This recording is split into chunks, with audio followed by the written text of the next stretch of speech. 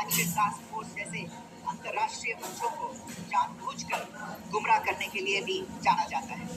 साजिद मीर का मामला, जिसमें इस आतंकवादी को पाकिस्तान ने मृत घोषित कर दिया था और फिर अंतर्राष्ट्रीय दबाव के परिणाम स्वरूप वो जीवित पाया गया, इसका सबसे स्पष्ट उदाहरण है। ये स्वाभाविक है कि पहलगाम में हुए इस हमले से जम्मू और कश्मीर के साथ साथ भारत के अन्य भागों में भी आक्रोश देखा गया। हमलों के बाद भारत सरकार ने स्वाभाविक रूप से पाकिस्तान के साथ संबंधों को लेकर कुछ कदम उठाए। आप सभी उन निर्णयों से अवगत हैं जिसकी घोषणा 23 अप्रैल को की गई थी। तथापि ये आवश्यक समझा गया कि 22 अप्रैल के हमले के अपराधियों और उनके योजनाकारों को न्याय के कटघरे में लाया जाए।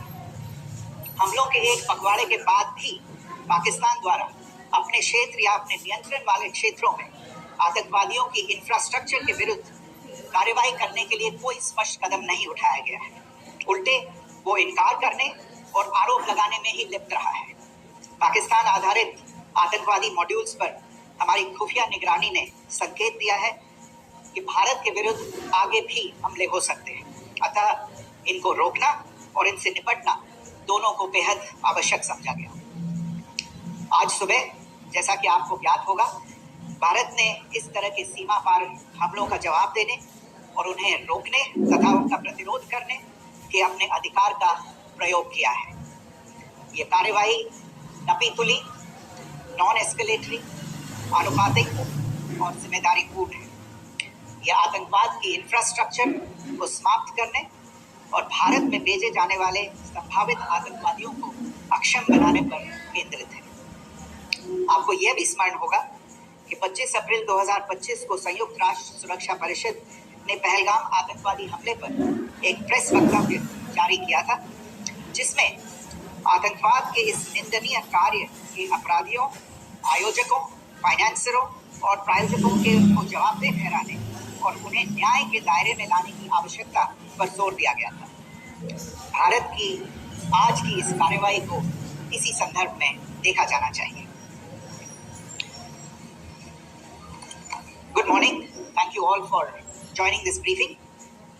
As you are all aware, on April 22, 2025, Pakistani and Pakistan-trained terrorists belonging to the Lashkar-e-Taiba carried out a savage attack on Indian tourists at Pahalgam in Jammu and Kashmir in India. They murdered 26 people, including one national of Nepal, causing the largest number of civilian casualties in a terrorist attack in India since the 26 November 2008 attacks in Mumbai.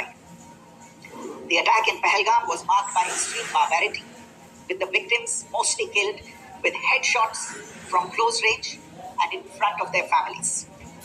Family members were deliberately traumatized through the manner of the killing, accompanied by the exhortation that they should take back the message. The attack was clearly driven by the objective of undermining the normalcy returning to Jammu and Kashmir. In particular, it was designed to impact the mainstay of the economy, tourism, with a record 23 million tourists visiting the valley last year. The calculation presumably was that harming growth and development in the Union Territory would help keep it backward and create fertile ground for continued cross-border terrorism from Pakistan. The manner of the attack was also driven by an objective of provoking communal discord, both in Jammu and Kashmir and the rest of the nation. It is to the credit of the government and the people of India that these designs were foiled. A group calling itself the Resistance Front has claimed responsibility for the attack. This group is a front for the UN-proscribed Pakistani terrorist group Lashkar-e-Taiba. It is notable that India had given inputs about the TRF in the half-yearly report to the monitoring team of the UN's 1267 Sanctions Committee in May and November 2024, bringing out its role as a cover for Pakistan-based terrorist groups. Earlier too, in December 2023, India had informed the monitoring team about Lashkar and Jaish-e-Mohammed operating through small terror groups such as the TRF. Pakistan's pressure to remove references to TRF in the April 25 UN Security Council press statement is notable in this regard. Investigations into the Pahalgam terror attack have brought out the communication notes of terrorists in and to Pakistan. The claims made by the Resistance Front and their reposting by known social media handles of the Lashkar-e-Taiba speak for themselves.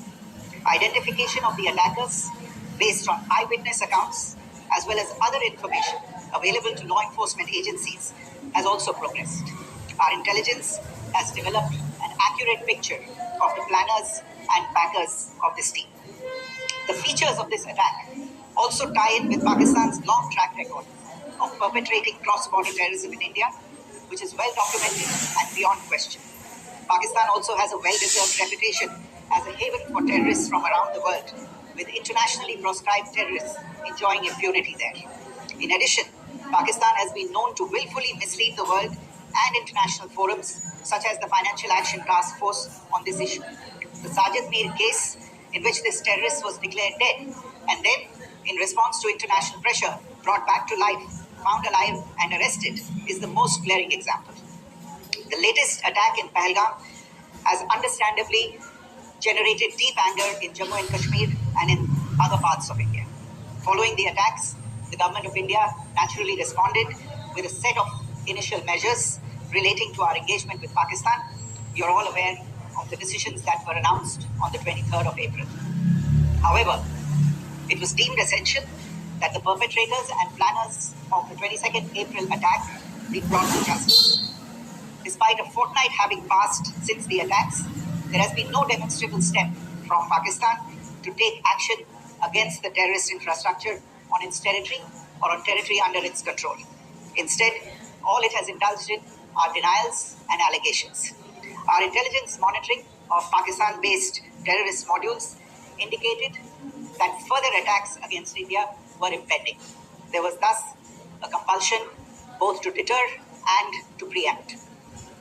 Earlier this morning, as you would be aware, India exercised its right to respond and preempt as well as deter more such cross-border attacks. These actions were measured, non-escalatory, proportionate, and responsible. They focused on dismantling the terrorist infrastructure and disabling terrorists likely to be sent across to India. You would also recall that the Security Council on 25th April 2025 had issued a press statement on the Pahalgam terror attack, underlining, and I quote, the need to hold perpetrators, organizers, financiers, and sponsors of this reprehensible act of terrorism accountable and bring them to justice, unquote. India's latest actions should be seen in this context.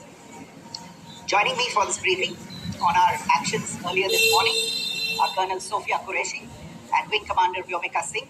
I will request them to share some details regarding Operation Sindoor with all of you.